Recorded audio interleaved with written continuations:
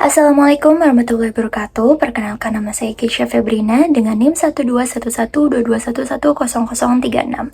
Prodi Ilmu Komunikasi, Universitas Indonesia Membangun. Di sini saya membuat video ini dengan maksud dan tujuan untuk memenuhi tugas mata kuliah Manajemen Hukum dan Kebijakan Media. Saya akan mengambil kasus dari PT KAI, yaitu pentingnya etika public relation melalui media sosial mengenai kasus pelecehan seksual di KRL komuter lain.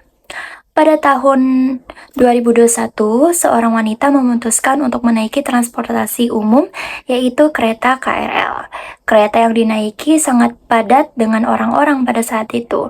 Sampai pada akhirnya wanita ini merasa seorang laki-laki di hadapannya melakukan pelecehan seksual dengan menggesekkan kelamin laki-laki tersebut ke bokong wanita itu.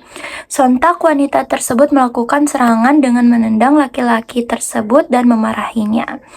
Setelah dari situ, wanita tersebut melaporkan kejadian ini kepada petugas bersama temannya yang satu gerbong pada waktu itu.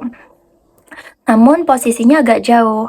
Setelah dilakukan laporan kepada petugas, pelaku tidak mengakui perbuatannya dan petugas berkata kepada wanita tersebut bahwa ia tidak memiliki cukup bukti untuk melaporkan pelaku. Setelah itu, wanita tersebut melaporkan kejadian ini ke Twitter, berharap ada tindak lanjut dari PT KAI. Tidak disangka, tapi PR dari KAI menjawab kejadian ini dengan tidak pantas, dengan mengatakan bahwa BTW kejadian dialami sama teman mbak kan, bukan sama mbaknya. Kenapa nggak langsung lapor polisi aja mbaknya? Dan kalau lapor polisi sih, mbaknya pun harus ada bukti. Tak berselang lama, respon admin dari KRL komuter lain ini telah dihapus oleh akun Twitter resmi mereka.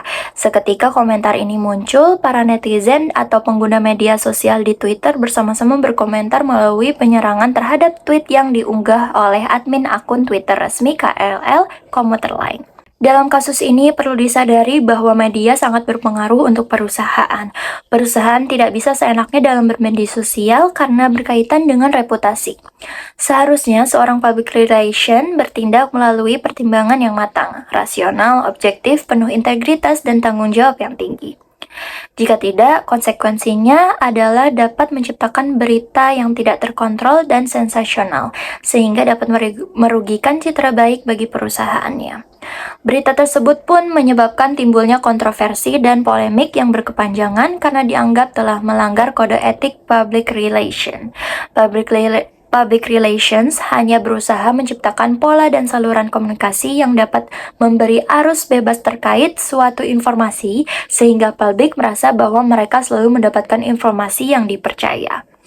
Akibatnya, orang yang menjawab Twitter tersebut kabarnya telah memutuskan untuk bersikap tegas kepada pegawai mereka yang berkedudukan sebagai admin melakukan kesalahan sehingga terjadi keramaian ini. Selain itu, melalui akun Twitter resmi PT KAI komuter lain mengungkapkan permintaan maafnya atas insiden yang terjadi.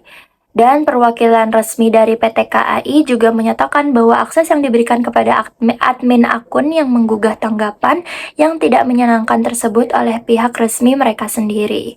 Selain itu, Anne Purba, yaitu Humas KAI komuter tersebut, mengungkapkan bahwa akan dilakukan lanjutan dari proses atas insiden ini dan pemberian sanksi kepada pegawainya yang bermasalah tersebut.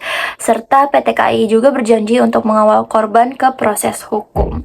Ini adalah evaluasi efektivitas regulasi dari perspektif kebijakan publik. Yang pertama adalah efektivitas regulasi. Efektivitas regulasi perlu ditingkatkan dengan meningkatkan penegakan dan pelatihan.